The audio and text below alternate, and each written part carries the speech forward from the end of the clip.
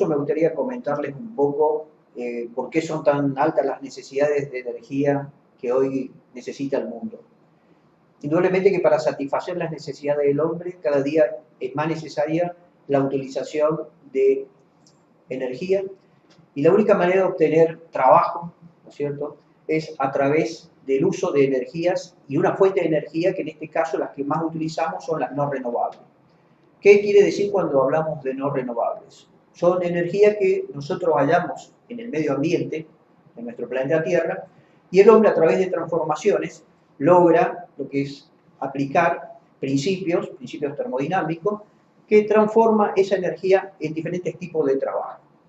Dentro de esas fuentes de energías no renovables, una de las más utilizadas, por ejemplo, es el carbón, un carbón que es mineral también de origen fósil, y que es hoy por hoy hay países que su principal fuente de energía para su industria, para satisfacer las necesidades, por ejemplo, de calefacción, de trabajo, es a través del uso del carbón. Y el carbón es altamente contaminante por las emanaciones que hace de monóxido de carbono. Indudablemente que todas, en un principio, contaminan el medio ambiente. Le sigue el petróleo, también de origen fósil, cuyas reservas ya están con los días contados, y fundamentalmente tiene la particularidad también que obtenemos de esa fuente el gas. El gas natural son reservas que están generalmente sobre los grandes yacimientos de petróleo y también carboníferos. ¿Qué otra fuente de energía no renovable tenemos? El uranio, que es la energía que se utiliza en los reactores nucleares. También muchos defensores de este tipo de energía, como es la energía atómica, que es una de las más seguras, y hoy por hoy considerada de altísima peligrosidad, sabiendo que la mayoría de países como Japón, Alemania, luego de los accidentes que han ocurrido, están cerrando y dejando de utilizarla. Pero por otro lado, contamos entonces con las energías renovables. ¿Y cuáles son las energías renovables?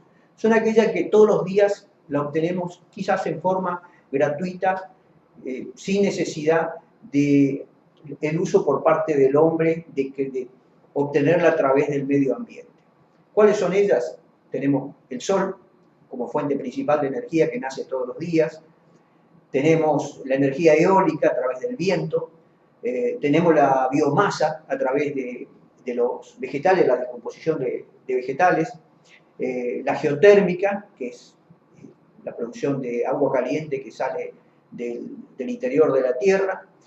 Pero el gran problema de estas energías, hoy por hoy, y sobre lo que se está luchando, es el almacenamiento de ellas para usarlos cuando no están presentes.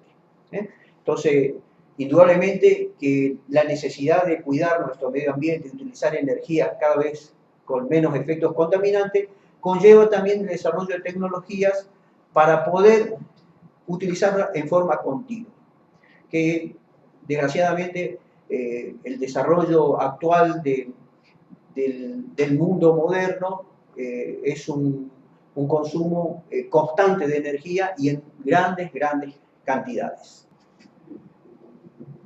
Como nuestro curso directamente está vinculado a la energía del Sol, vamos principalmente a hablar de la estrella nuestra, ¿no es cierto? El Sol es una estrella que se encuentra en el centro de lo que sería nosotros el sistema solar nuestro, y indudablemente el Sol es la fuente principal de energía y es la fuente de vida de nuestro planeta. El Sol es la que produce la evaporación de los mares y los ríos, produce la lluvia, produce la fotosíntesis, produce la cadena alimentaria. Entonces sería imposible creer que la vida sería posible en nuestro planeta sin la presencia del Sol. El Sol tiene la energía, en un solo día que emita la energía del Sol que recibe por la Tierra, sería capaz, por ejemplo, de 27 años de la energía que sería necesaria para consumir nuestro planeta. Prácticamente el Sol es un gran reactor de fusión. ¿Qué es un reactor de fusión? Tiene una gran masa. Imagínense que el Sol tiene un radio de aproximadamente 700.000 kilómetros, está a 150 millones de kilómetros de distancia nuestra, y solo en 8 minutos llega el calor, los fotones, la energía del Sol a nuestro planeta. Para que vean lo impresionante que es la energía que nosotros obtenemos del Sol. El Sol, para explicar cómo se produce la energía, es una gran bola de hidrógeno.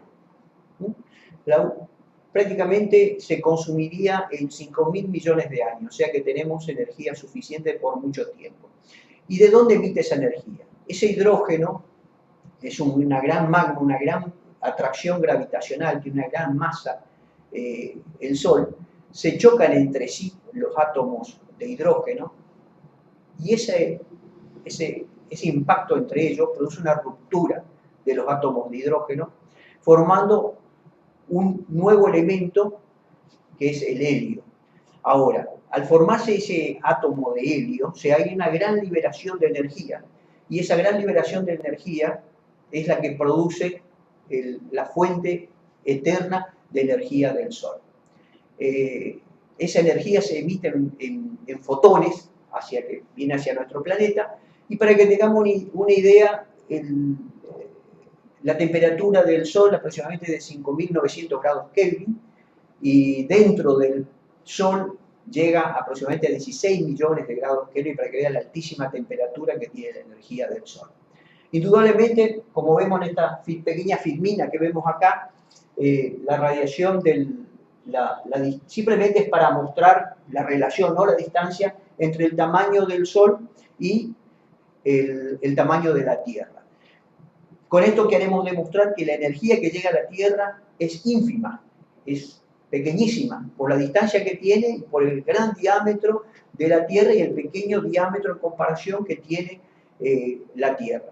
Pero esa energía, como ya lo había dicho, es suficiente para que en un solo día nosotros recibamos la energía suficiente para que en 27 o 30 años tuviéramos que gastar la energía en la Tierra utilizando normalmente como hacemos en la industria general. Vamos a explicar ahora en parte cómo se divide la radiación solar, ¿cierto? La radiación solar que llega a nuestro planeta se divide en tres tipos de radiaciones que nosotros consideramos. Hay una radiación solar que es directa. La radiación directa es la que nosotros miramos directamente al Sol y recibimos. Esa es una radiación directa de la energía del Sol. Después tenemos una energía solar que es difusa, que es, por ejemplo, la que absorben las nubes, la atmósfera, y una energía difusa. También podemos nombrar una que prácticamente no se la considera, que se llama albedo, y que es la energía que es recibida, por ejemplo, por los edificios, por las plantas o por las edificaciones cercanas al lugar de captación de esa energía solar. La energía reflejada y la difusa y la directa forman lo que se denomina la energía global. Y la energía global es la que nosotros vamos a utilizar para los cálculos que vamos a hacer luego más adelante en función de esa energía que tendremos que aplicar en los cálculos necesarios en cada uno de los proyectos, tanto en energía solar térmica como en energía solar fotovoltaica. Bueno, debemos tener también claro dos conceptos que son fundamentales, que son la irradiancia y la irradiación, ¿cierto? La irradiancia es la cantidad de energía que recibe la Tierra por unidad de superficie, y eso se mide en watts por metro cuadrado. Entonces, tenemos en ese caso la irradiancia. Y la irradiación es la energía que recibe en la unidad de tiempo, o sea, que es la cantidad de irradiación por unidad de tiempo. Eso se mide en watt hora por metro cuadrado, que tenemos los tipos de energía. Entonces, debemos tener dos conceptos claros. Irradianza, que es la energía del Sol por unidad de superficie, y por otro lado la irradiación, que es la energía por unidad de tiempo. Son dos conceptos fundamentales y diferentes que tenemos que diferenciar respecto a lo que es irradiancia e irradiación. Ahora, ese tipo de irradiación, ¿cómo nos llega a nosotros? Una parte está considerado a través de mediciones satelitales y en la Tierra que se han hecho con aparatos de medición, que es de aproximadamente de 1,3 watts por metro cuadrado. Eso en el espacio exterior. A la Tierra no llega esa energía, sino que llega aproximadamente de 1000 watts por metro cuadrado, que es la energía que se toma para el cálculo en general. De esa energía que llega a la Tierra, no todo es absorbido, no se puede captar toda esa energía. ¿Por qué? Porque parte de esa energía es absorbida por las nubes, es absorbida por la propia atmósfera, es absorbida por la Tierra, casi en un 50%, y también parte de esa es rechazada. Entonces también la Tierra absorbe esa energía, pero parte de esa energía también la emite hacia afuera. Entonces, la energía que tenemos del Sol no la podemos aprovechar en un 100%. Por ejemplo, tenemos energía que puede ser absorbida por los mares, que puede ser absorbida por las plantas, y parte de esa no es utilizable. Ahora, dentro de los tipos de radiación que tenemos en Argentina, tenemos mapas que han estudiado la aplicación, la energía que se absorbe, y eso está medido a través de estudios que lo han hecho a través de varios años, los ingenieros Regini y, si me dejan recordar, Rossi Gallegos. Esos mapas, que son mapas solarimétricos, nos van a indicar la energía que absorbe cada parte que tenemos en cada parte de nuestro territorio nacional. Y fíjense qué interesante como vemos, porque acá vemos el solar, la radiación solar, que como yo le estaba explicando, se mide en kilowatts por metro cuadrado. O sea, la energía que recibe cada metro cuadrado en una hora. Y esto está hecho para enero, febrero y marzo. Y los colores más claros son los de mayor radiación, estamos hablando alrededor de 4 o 5 kilowatts por metro cuadrado. Los más oscuros mayores aún, 7,5, 7.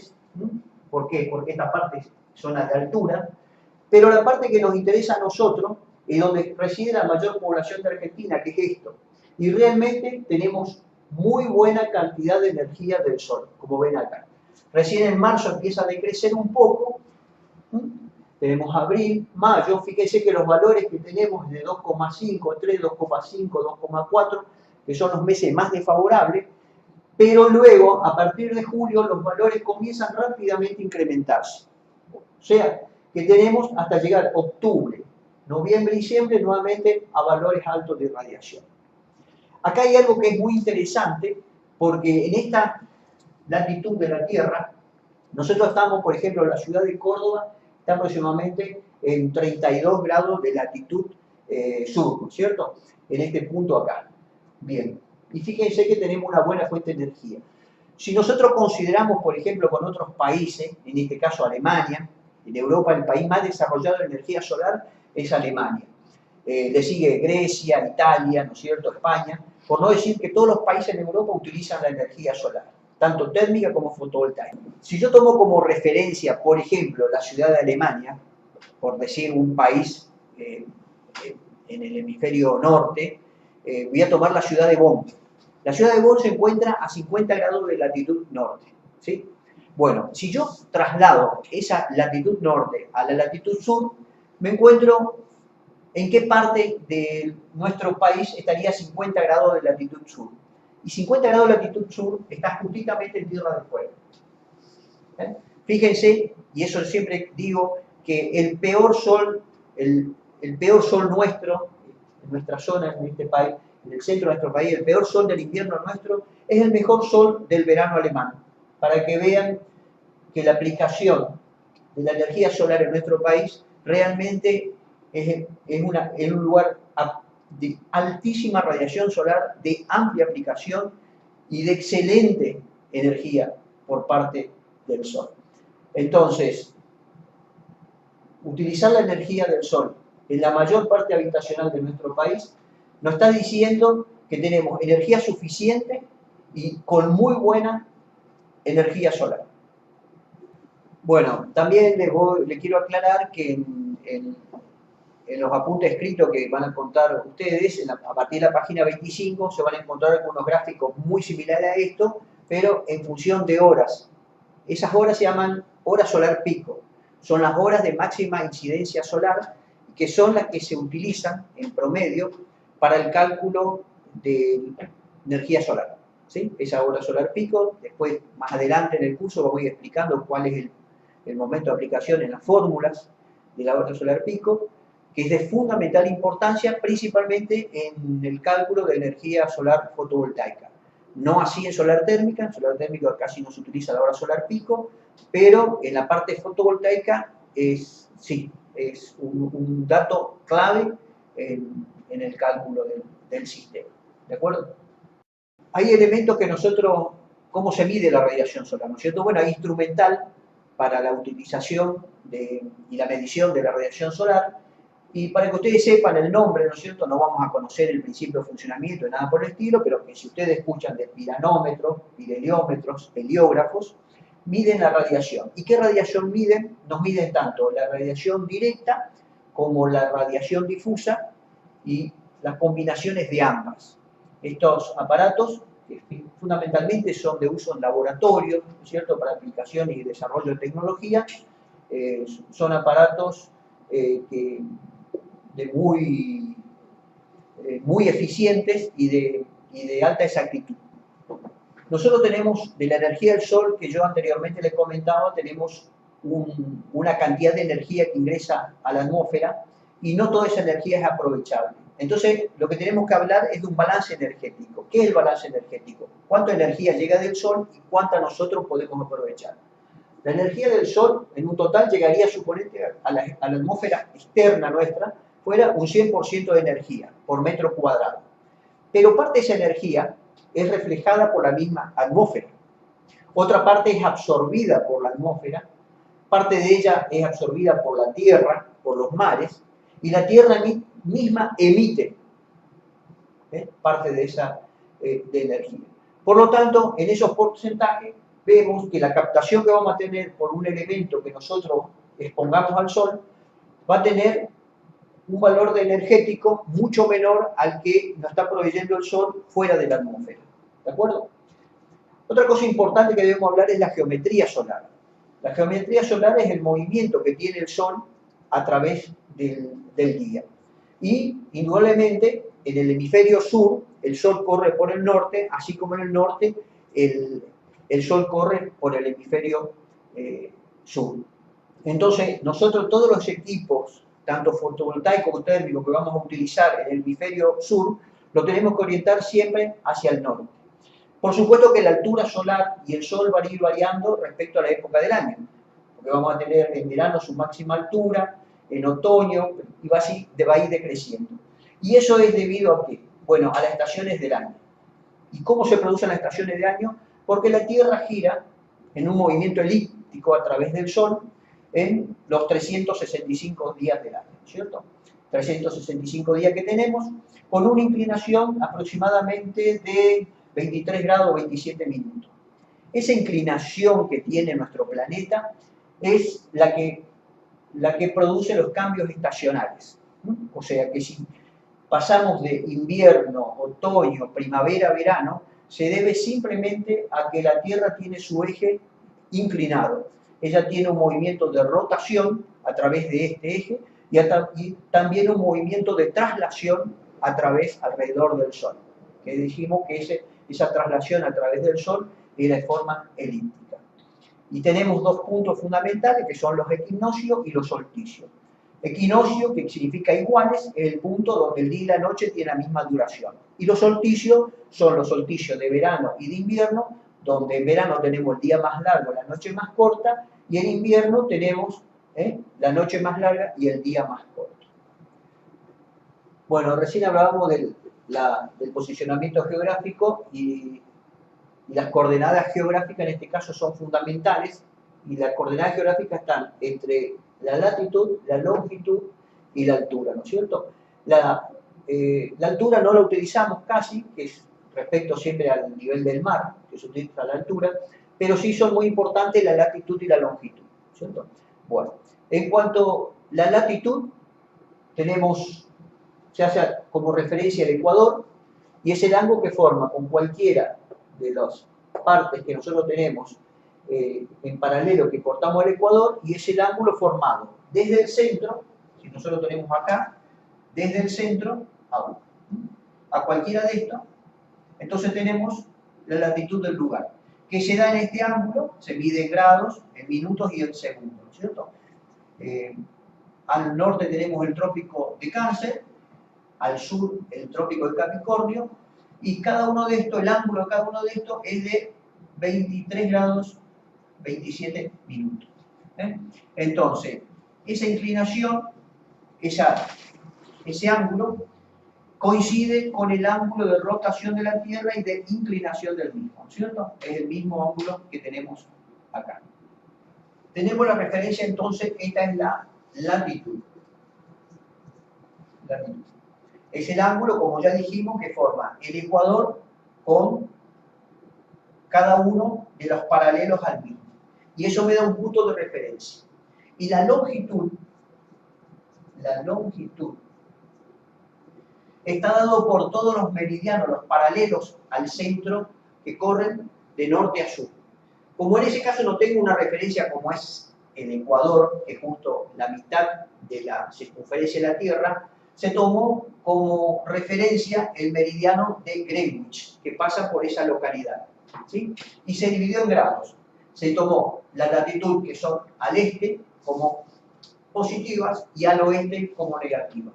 Entonces, si yo de un punto de la Tierra tengo la longitud y tengo la latitud, tengo un punto totalmente determinado y que es fundamental para saber la radiación que tengo en ese punto, porque me está ubicando geográficamente en el planeta Tierra, ¿sí?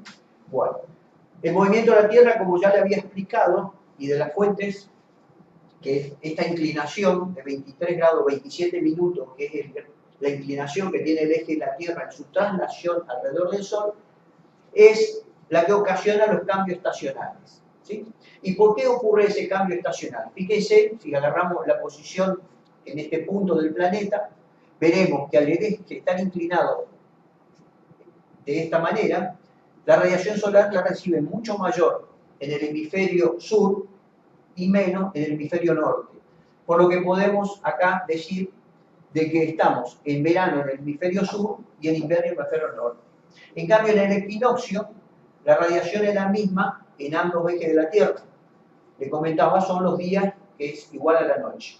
Y si pasamos al otro punto, al 21 de junio en este caso, veremos que la Tierra se ha mantenido siempre con la misma inclinación, pero ahora la cara norte recibe mayor radiación solar y la cara sur recibe menos energía. Por lo tanto, en este punto pasa a ser verano en el hemisferio norte y pasa a ser invierno en el hemisferio sur.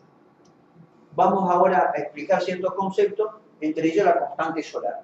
La constante solar está determinada, nosotros tenemos el planeta, es una esfera redonda, y se han hecho mediciones, tanto terrestres como a través de satélite, y se ha medido en 1 metro cuadrado de la esfera, del casquete esférico externo de nuestro planeta, cuánta energía recibe del Sol. Esa constante se ha medido en 1370 watts por metro cuadrado, ¿sí? Es una constante que nosotros tenemos y que recibe cada metro cuadrado de superficie externa a nuestro planeta. Pero ya habíamos dicho que si tenemos acá nuestra atmósfera y acá tenemos la Tierra, ¿no es cierto?, los mares, las nubes, no toda la energía que recibe del Sol en su parte externa llega a la superficie de la Tierra. ¿Por qué? Porque parte de esa energía es rechazada por la misma atmósfera, otra es absorbida por las nubes, otra es dispersa por la misma atmósfera. Por lo tanto, las mediciones que se han realizado en 1 metro cuadrado de superficie terrestre, perpendicular a los rayos del Sol, se toma alrededor de 1000 watts por metro cuadrado como unidad de energía que llega a la superficie de la Tierra. Bueno, respecto a la altura solar, vamos a diferenciar, vamos a ver algunos conceptos de ángulo. Si nosotros tenemos una orientación norte-sur, ¿sí?, y sobre eso tenemos una superficie inclinada, vamos a poner que tenemos una superficie inclinada, ¿sí?, una superficie inclinada, tomamos la normal, vamos a tener acá un ángulo beta, que es el ángulo de inclinación, es el ángulo de inclinación que tenemos respecto de la normal, norte-sur, con respecto al ángulo de inclinación del módulo. En este caso el módulo puede ser tanto solar térmico como fotovoltaico. Indudablemente está orientado hacia el norte porque, como ya dijimos, el Sol en el hemisferio sur corre por el norte. Si nosotros estuviéramos en el hemisferio sur, en el hemisferio norte, correría el Sol por el lado sur. Bien, perfecto. Ahora vamos a definir ciertos ángulos, ¿sí? La altura solar está entre la vertical, ¿no es cierto?, a la línea norte-sur y el punto de observancia que nosotros tenemos.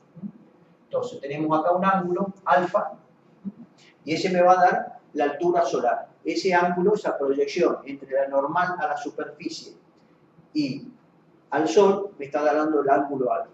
Bien.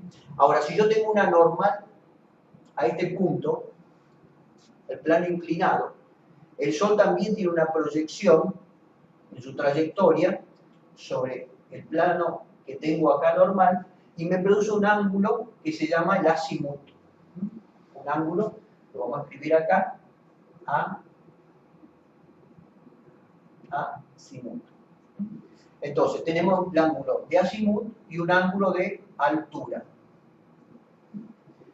Estos ángulos lo que me definen la posición del Sol respecto de un plano, que puede estar orientado tanto hacia el norte o con una diferencia también respecto a su normal. Si yo pongo una normal respecto a ese plano inclinado, voy a tener una desviación, también un ángulo de desviación, que lo llamaré sigma, que será un ángulo de desviación respecto del norte.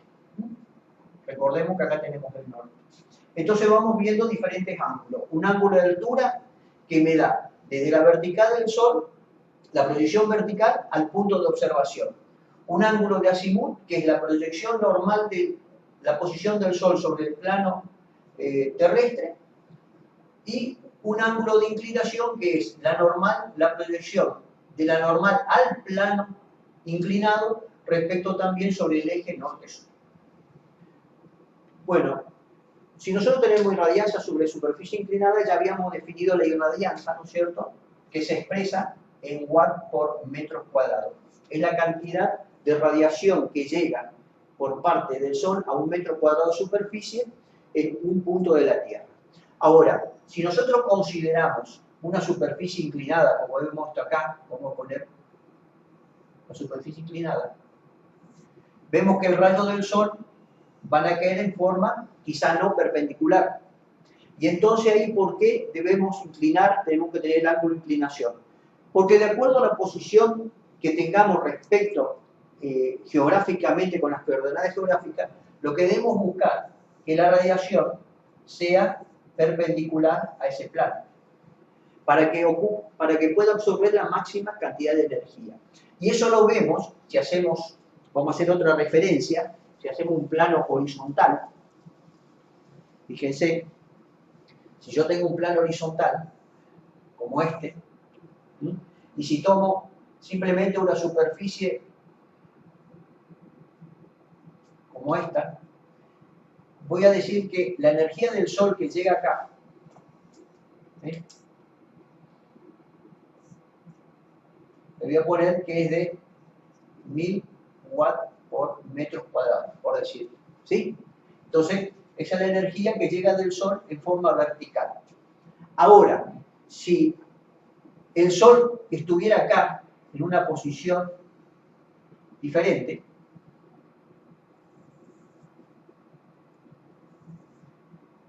¿qué vemos? Que la misma energía del Sol se distribuye en mayor superficie. Por lo tanto, la energía absorbida es menor, porque acá estaba concentrada simplemente en un metro y acá se ha distribuido en mucho mayor superficie, por lo cual la energía, al ser constante, se distribuye en menor proporción. Por eso debemos tratar de que siempre los rayos sean lo más vertical posible a el módulo. En este caso, el ángulo de inclinación, lo que buscamos es que siempre haya una perpendicularidad a los rayos del Sol para que no ocurra esto. Al estar inclinado, la energía se distribuye en mayor superficie, con lo cual se pierde energía porque se tiene que distribuir en mayor cantidad de metros cuadrados. De todas maneras, estos conceptos que nosotros estamos hablando acá de ángulo, los vamos a ir retomando simplemente para que empecemos a abrir un poco el oído a estas nuevas terminologías, estos nuevos términos, que a través del curso van a volver y lo vamos a volver a explicar y desarrollar. Pero los conceptos básicos ya por lo menos ustedes lo van captando, pueden ir leyendo y nuevamente cuando en el avance del curso lo vayamos aplicando y lo desarrollemos con mayor profundidad, no va a ser algo que diga, no, no sé de qué estamos hablando. Ya hemos hablado de irradiancia, insolación, altura solar, azimut, constante solar, que durante todo el curso lo vamos a ir viendo y explicando. Igual que el tema de las unidades, vamos a dejar bien claro cuáles son las unidades que vamos a utilizar, tanto de energía como de potencia, para que hagamos la diferencia y también las conversiones respecto de la misma. Bueno, como conclusión de esta primera parte, podemos decir que tenemos una fuente de energía que es el Sol, sobre él vamos a trabajar, ¿no es cierto? Saber que de él la energía que se viene es una irradianza, ¿no es cierto? Una irradianza que la tenemos en watt por metro cuadrado, ¿no es cierto? Y saber que la radiación, ¿no es cierto? Tenemos una radiación que es la irradianza por unidad de tiempo, ¿eh? Y esto se expresa en watt hora por metro cuadrado. Son las unidades que generalmente nosotros vamos a trabajar. Después también hemos hablado, ¿no es cierto?, de las coordenadas geográficas.